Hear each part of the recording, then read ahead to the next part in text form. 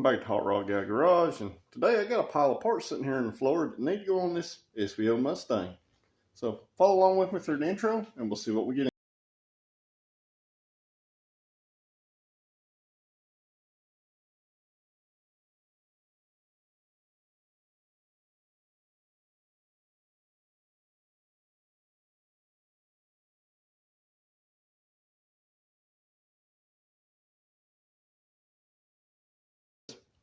It's been a week since the last video on the SVO.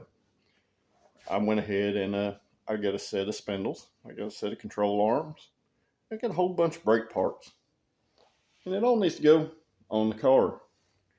So I guess today, since it's Saturday here at the shop, I do have some work to do at the shop, but I think I'll mess with this for a little while.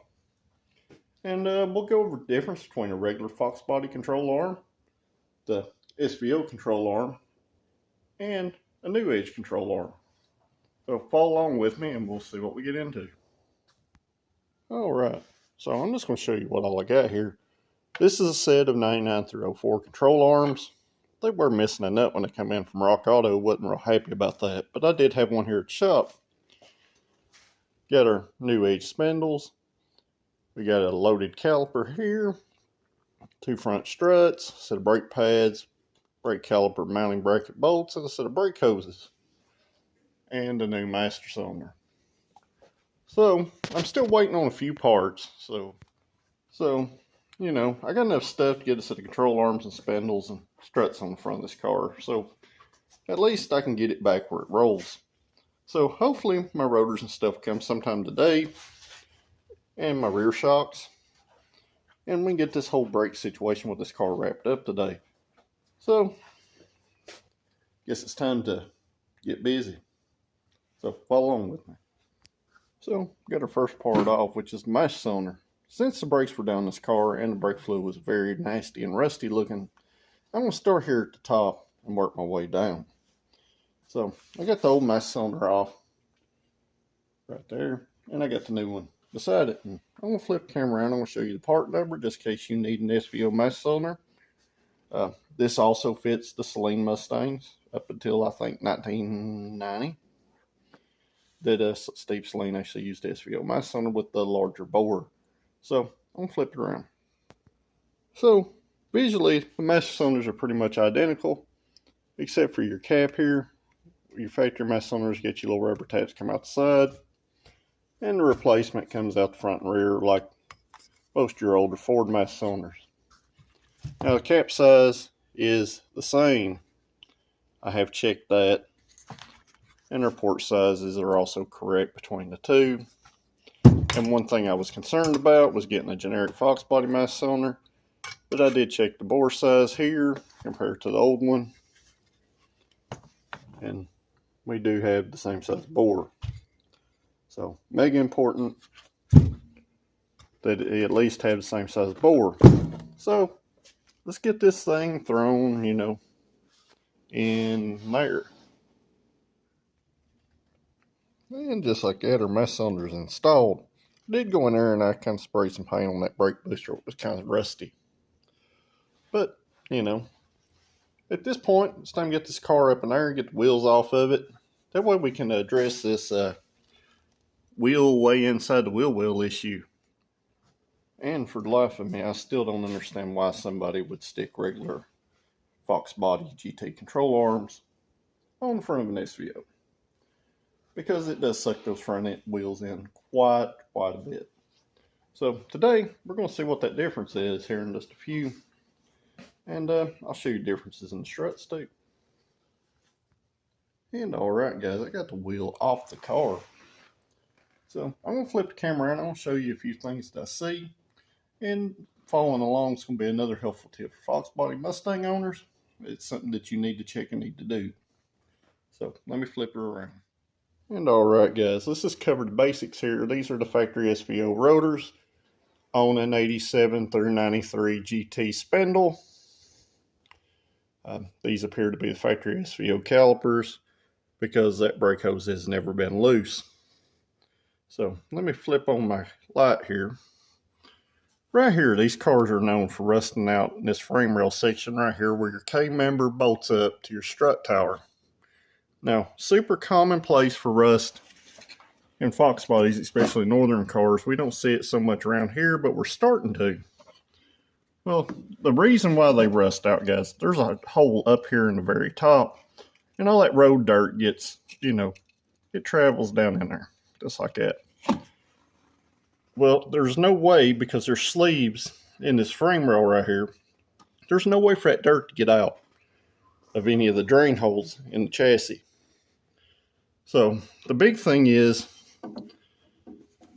you can take and drill a hole here and a hole on the inside of this sleeve here, and then you might be able to blow this out good and then coat it in there with some, some internal frame coating. Eastwood sells a good one, or, something to help keep these things from rusting out on the inside.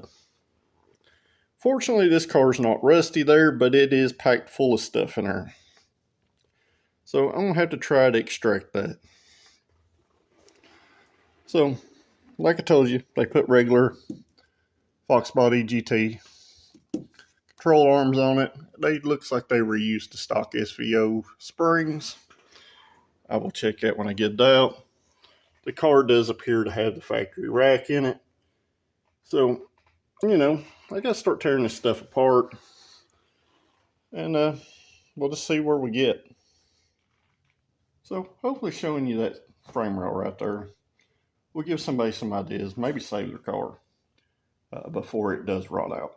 So, basically, it's got a hole in the top. Dirt gets in it. Water gets in it. It don't have no way to get out. So, you just got to give it a way to get out. So, let me get back to work.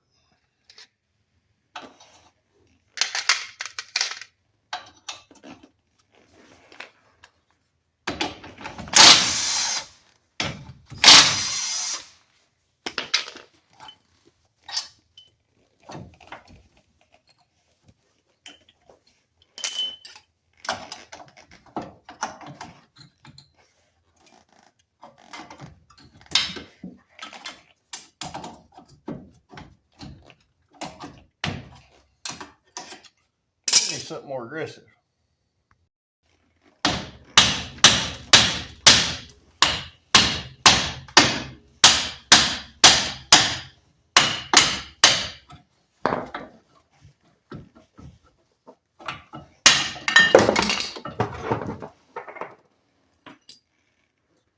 And that is the factory SVO caliper.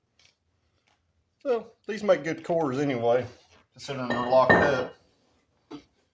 Which is kind of sad because the brake pads were, almost new. Well, the wheel turns now. So, chuck that stuff up in a pile of safe stuff because somebody might need it. And just gotta get the rest of the stuff off here. Yeah, might need a towel. So, I know I'm up here and the camera's, down here, but, it's just kind of what I got to work with because I pretty much make these videos by myself, guys. And I don't have a whole lot of equipment, so I work with what I got, kind of like with the cars. So, you may be wondering why I'm just taking this off the spindle. Because these SVO rotors don't belong on these spindles. They belong on the spindles that get over here. So that's where they're going to go back. So I guess the only good thing is they pack the snot out of these wheel bearings when they put them on there. So that's a positive. So basically, your foxbody GT spindle, the 5-lug swap it, you're going to use a Mark 8 Lincoln, rotor or an SVO rotor. Bolts right on and make your foxbody 5-lug. But, I'm not condoning that you part these cars out and steal this stuff off of them, because you can get new at the parts store or Rock Auto, which I'm not sponsored by, but they ought to sponsor me as much stuff as I do buy from them. So, got our rotor off there, and just further evidence that these spindles have been changed. This is 88 Ford, so this is definitely not an 88. And I've got the factory spindles over here. So I'll get these things pulled off here, and I'll be back, guys. And after way more time than I care to admit, I finally got all the suspension out of that side of where. Now keep in mind, when you put a regular fox body Mustang lower control arm on an SVO car, because upper spring pockets are relocated outwards, you end up with a spring with a C shape. You know, a spring with a C shape, when you let tension off of it, tends to want to, you know, go in the direction of the C. So I got the spring out, and it is the factory SVO spring, which is good for this case.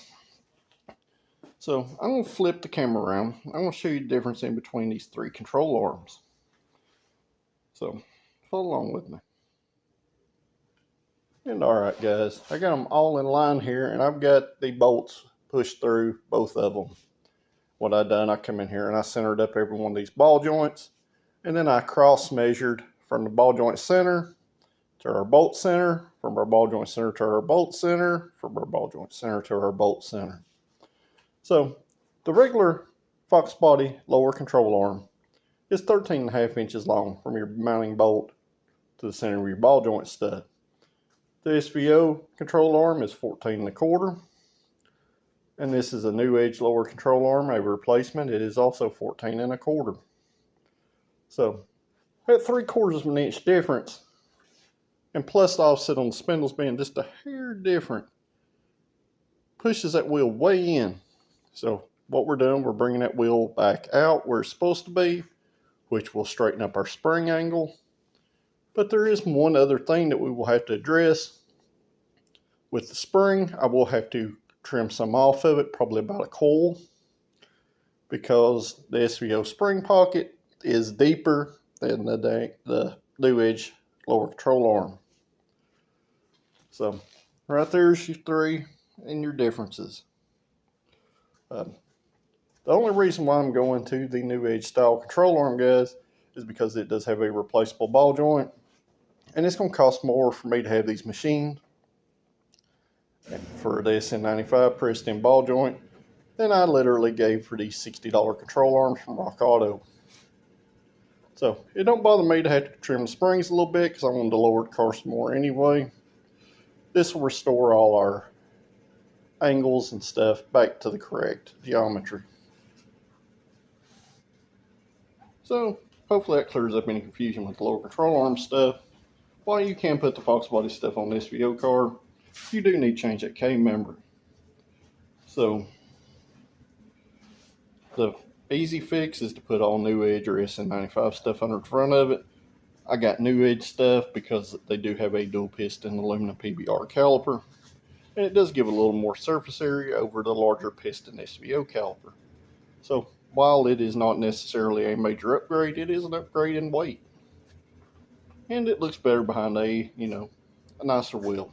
So I guess I'm going to try to get this wheel well area over here cleaned up, and I'll be back, guys.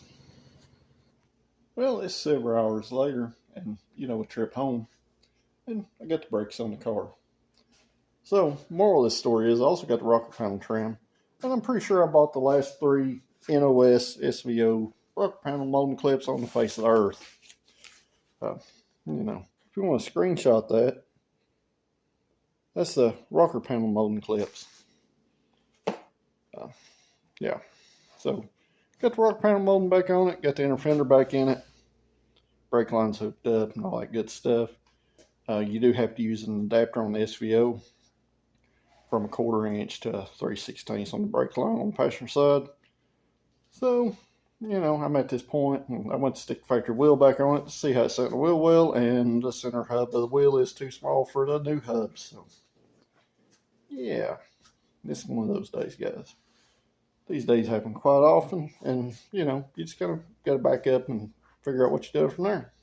So, I'll flip around, show you what I got done, and I'll be back. So even though the rocker panel molding was kind of bent up, I do have it back on the car and it is secured properly. So got our dual piston calipers on there. I don't know what's going on with this. It's just something in the cast.